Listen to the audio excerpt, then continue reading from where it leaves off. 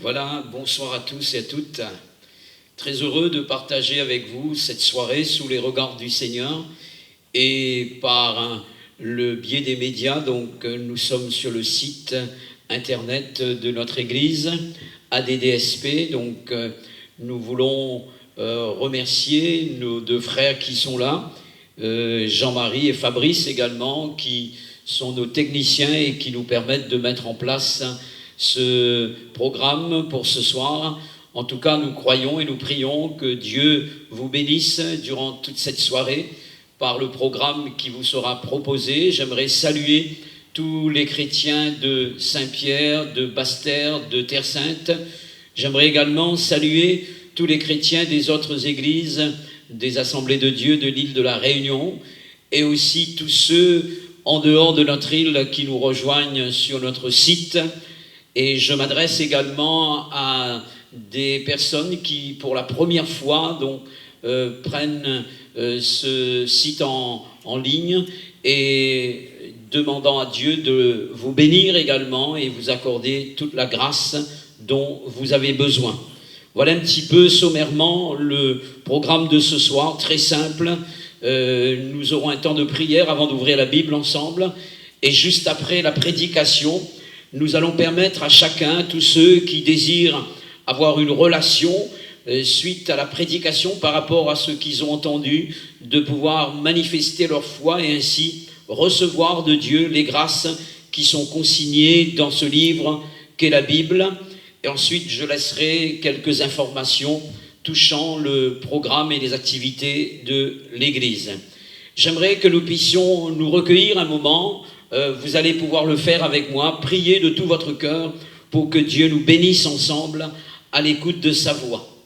Seigneur, quelle grâce en effet avons-nous de te connaître et de pouvoir invoquer le nom de Jésus, car c'est le nom qui nous a été donné par le moyen duquel nous avons accès au trône du Père et nous ne voulons pas nous en priver ce soir. Nous croyons que notre Dieu, il est là, oui, prêt à se manifester dans le cœur de chacun d'entre nous. Tu connais nos attentes, nos aspirations. Tu connais, Seigneur, nos besoins également. Et tu sauras, Seigneur, en tant que Dieu, apporter les réponses qui sont les bonnes et les vraies, les solutions dont nous avons besoin. Merci, Seigneur, de disposer chaque cœur à l'écoute de ta voix, afin que cette parole devienne réalité dans les cœurs et partie intégrante de chaque vie. Seigneur, nous bénissons ton nom pour l'efficacité de ta parole et nous voulons te dire merci pour tout ce que tu vas faire. Au nom de Jésus, Amen. Amen.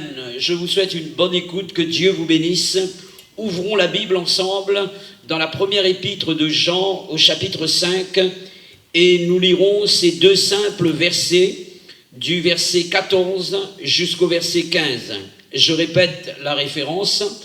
La première épître de Jean, chapitre 5, versets 14 à 15. Voici ce que dit l'apôtre Jean. Nous avons auprès de lui, donc auprès de Dieu ou bien auprès de Jésus lui-même, puisque Jésus est Dieu, cette assurance que si nous demandons quelque chose selon sa volonté, il nous écoute. Et si nous avons qu'il nous écoute, nous possédons la chose que nous lui avons demandée, quelle qu'elle soit. En me servant de ces deux versets, j'aimerais vous parler ce soir de l'assurance. Il s'agit bien entendu de l'assurance devant Dieu ou bien de l'assurance auprès de Dieu. C'est ce qui est écrit dans le texte. Nous avons auprès de lui, c'est-à-dire auprès de Dieu, auprès du Seigneur Jésus, cette assurance. Ou bien dans une autre version, voici quelle assurance nous avons devant lui. L'assurance dont il est question ici n'est pas une assurance naturelle venant de l'homme lui-même, mais celle qui vient de Dieu et plus précisément celle qui vient de la foi. L'auteur de l'épître aux Hébreux dira ceci dans le chapitre 11, verset 1er. Or, la foi est une ferme assurance des choses qu'on espère, une démonstration de celles qu'on ne voit pas. Quelqu'un qui a de l'assurance, c'est quelqu'un qui est sûr de lui, c'est quelqu'un qui ne va pas douter, c'est quelqu'un qui ne va pas s'inquiéter. Quels sont les éléments avec lesquels l'assurance est en relation d'après l'auteur ici, donc l'apôtre Jean? L'assurance dont nous parle l'apôtre est en rapport avec deux éléments importants qui doivent nous inciter justement à nous approcher de ce Dieu qui est le Dieu, le Père Tout-Puissant. Le premier élément, c'est l'écoute de Dieu, l'assurance par rapport à l'écoute de Dieu. Le deuxième élément, l'acquisition de l'objet de notre demande. Nous allons considérer le premier élément, l'écoute de Dieu. J'aimerais reprendre ce verset qui dit ceci: nous avons auprès de lui cette assurance qu'il nous écoute. Le verbe écouter, chers amis, a deux significations ici.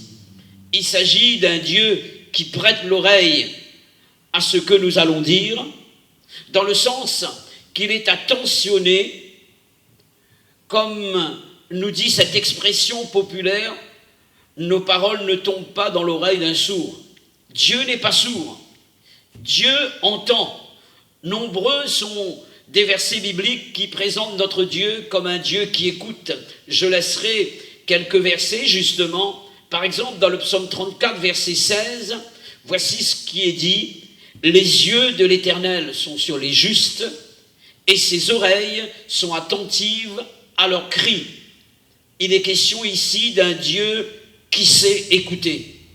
Toujours dans le psaume 34, et cette fois-ci dans le verset 18, il est dit: quand les justes crient, l'Éternel entend et il les délivre de toute leur détresse. Le psaume 65, verset 3, nous lisons ces paroles: ô toi qui écoutes la prière, tous les hommes viendront à toi. Cette vérité de l'Écriture, à savoir que Dieu nous écoute, doit justement nous inciter à davantage nous approcher de Dieu. Et cette réunion a été organisée dans ce but bien précis, pour que chacun, du lieu là où il se trouve, dans sa maison, dans sa voiture, quel que soit l'endroit là où se trouve une personne, il a possibilité et il a le droit de s'approcher de Dieu, car Dieu écoute.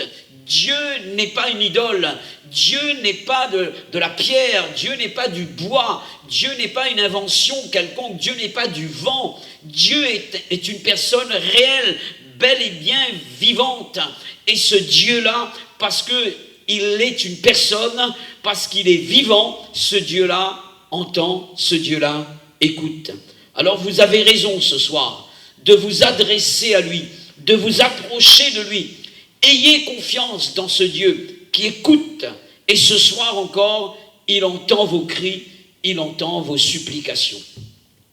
La deuxième signification du verbe écouter, le verbe écouter a aussi le sens d'exaucer.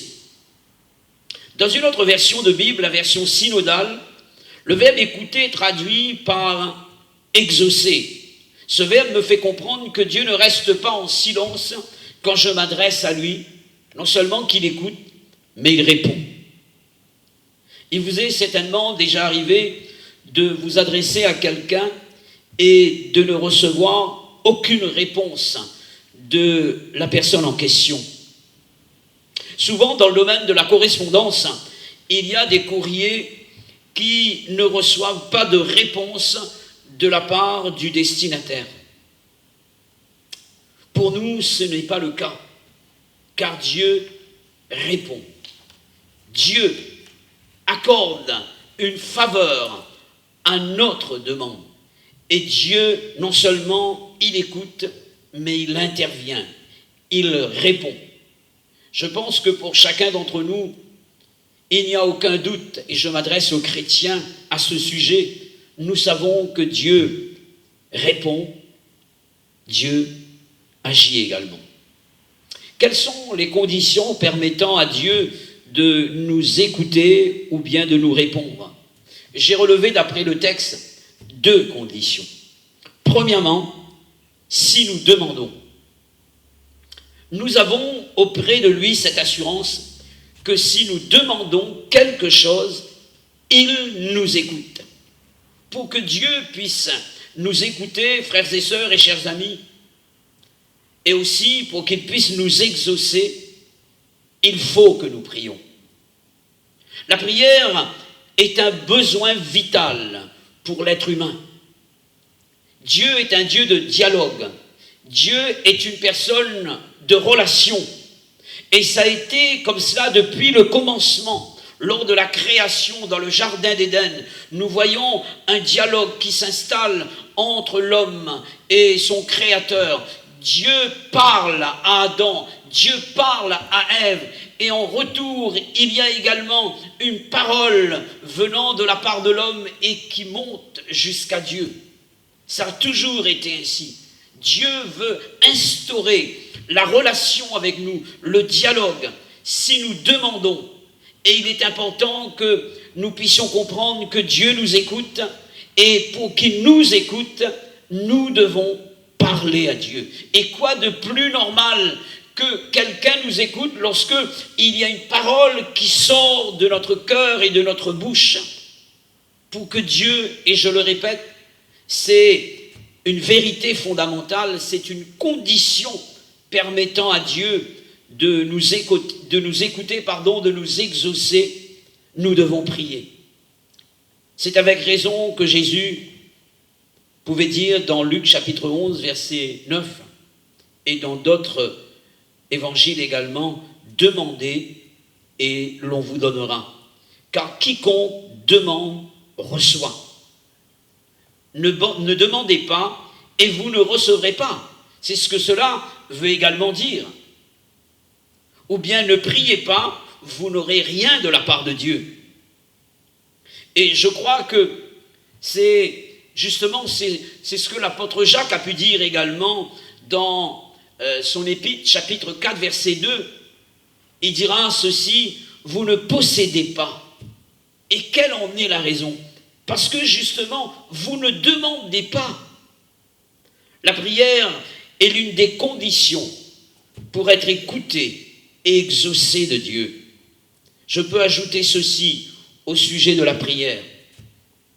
Demandez souvent et vous recevrez souvent. Demandez de temps en temps et vous recevrez de temps en temps. Il est question pour nous de prendre du temps pour prier, de mettre du temps à part pour invoquer Dieu afin de recevoir la réponse de Dieu. Il y a tellement de problèmes dans notre société, il y a tellement de situations pour lesquelles l'homme malheureusement n'a pas de solution. Même les grands de ce monde parfois se trouvent en face de situations où ils n'ont pas de réponse. Certains baissent les bras même. Lorsque c'est comme cela, nous avons besoin justement d'avoir recours à la prière, parce que nous croyons que notre Dieu est au-dessus de tout et il est capable de répondre. Nous devons passer du temps dans la prière. Demandez beaucoup, j'ajouterai, et vous recevrez beaucoup. Demandez peu et vous recevrez peu.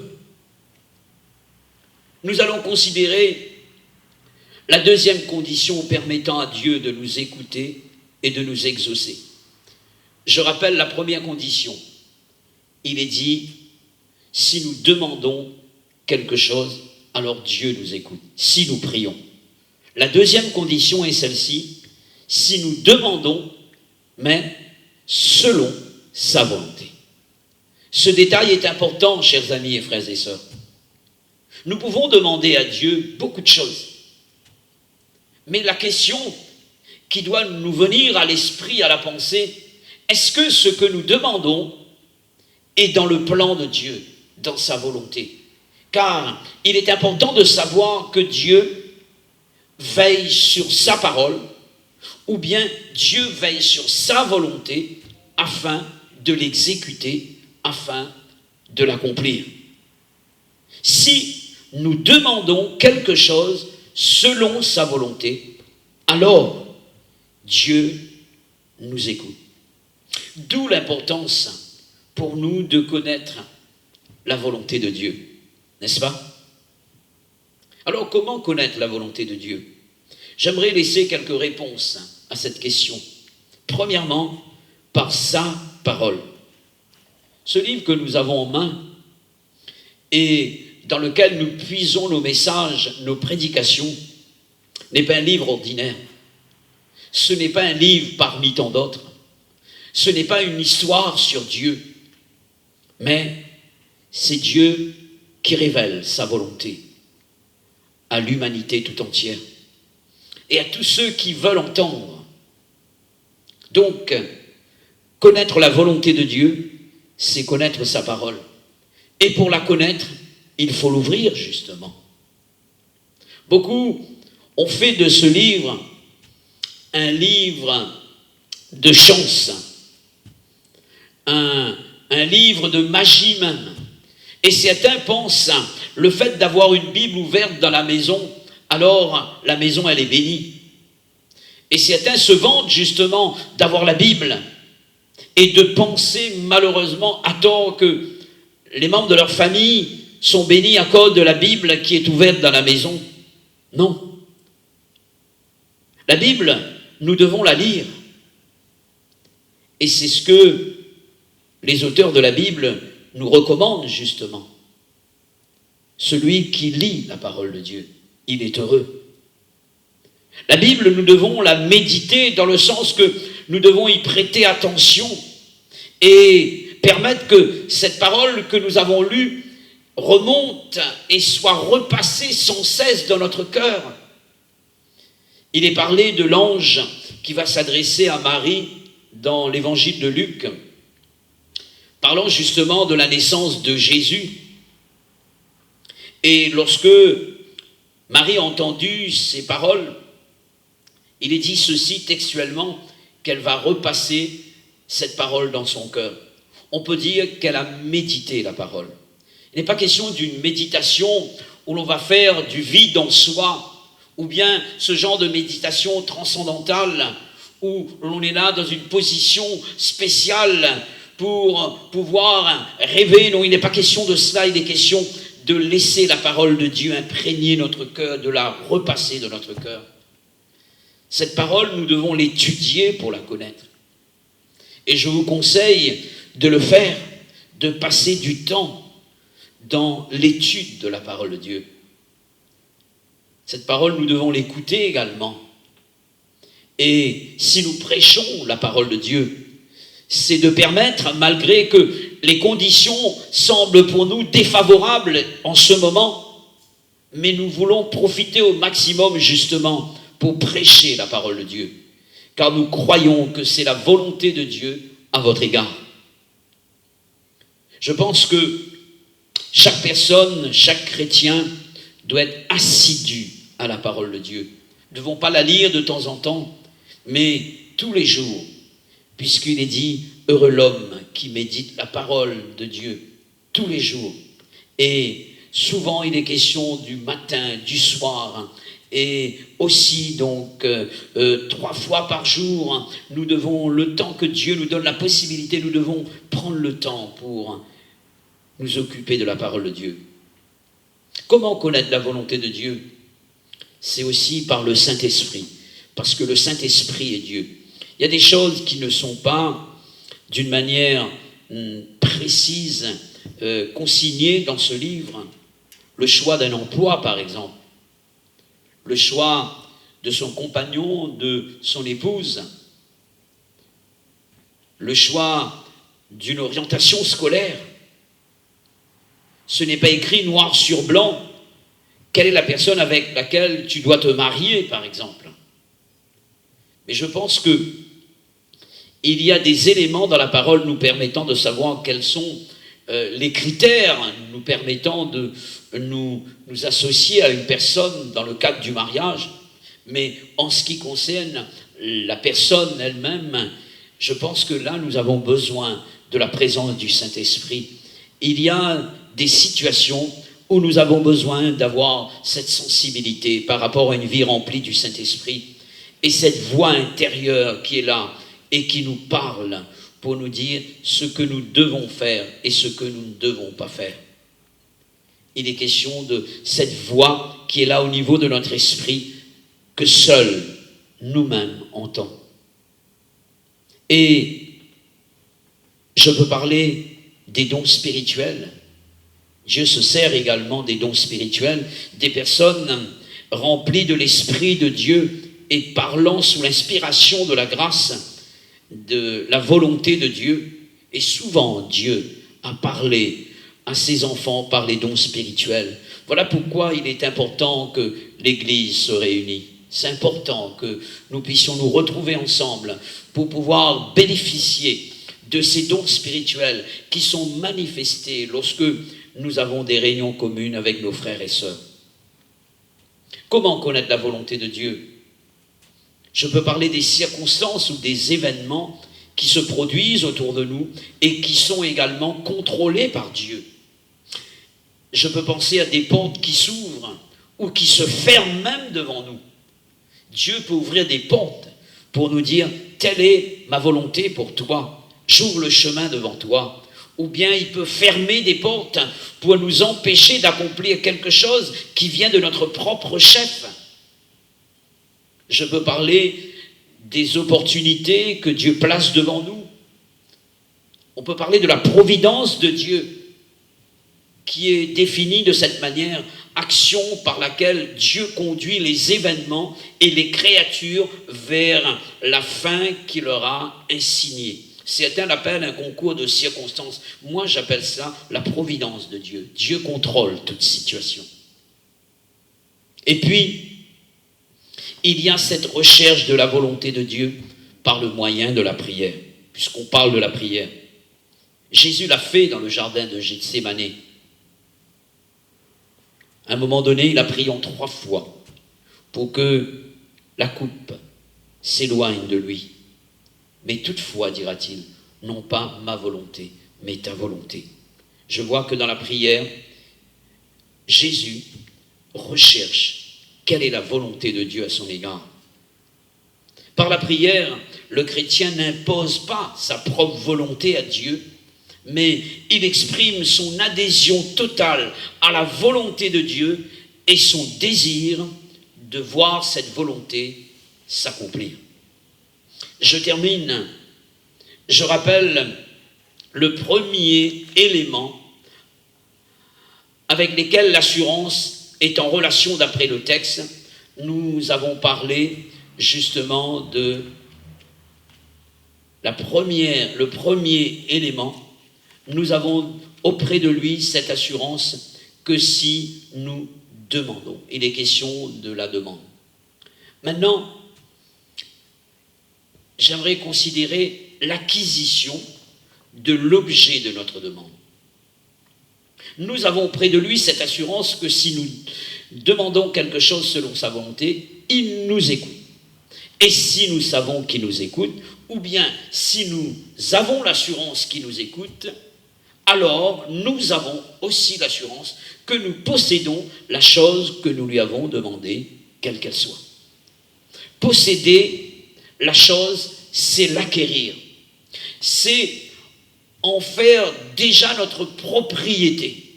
Même si nous ne la voyons pas encore se réaliser sous nos yeux, se comporter comme possédant la chose.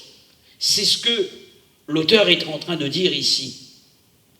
Deuxième condition, donc, deuxième élément, avec lesquels l'assurance est en relation, nous avons l'assurance que nous possédons la chose que nous lui avons demandée, quelle qu'elle soit. Et l'auteur de l'Épître aux Hébreux donne cette parole, il dit la même chose, mais en d'autres termes.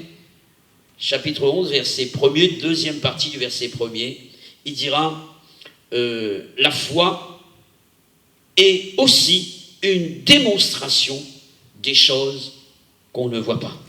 Cela veut dire que si nous croyons en Dieu, nous avons cette assurance que lorsque nous avons prié selon la volonté de Dieu, alors nous possédons la chose. C'est en nous par la foi. Et il suffit, comme je l'ai dit lors de ma dernière prédication, que nous puissions nous attendre à la manifestation de la puissance de la volonté de Dieu qui découle de sa parole. Mes frères et sœurs et chers amis, j'ai été très simple avec vous ce soir, mais dans la simplicité du message, il y a une puissance qui se dégage, c'est la puissance de Dieu. Et j'aimerais justement que nous puissions avoir un temps de communion avec Dieu par le moyen de la prière, puisqu'il est question de cela ce soir. Et je ne sais pas quelle est ta situation, quel est ton besoin, quel est ton problème, quelles sont tes aspirations, quels sont tes projets, quels sont tes désirs également, mais une chose dont je suis certain, c'est que la prière, selon la volonté de Dieu, nous permet d'être écoutés de Dieu et aussi de posséder les choses que Dieu veut nous accorder par le biais de sa parole.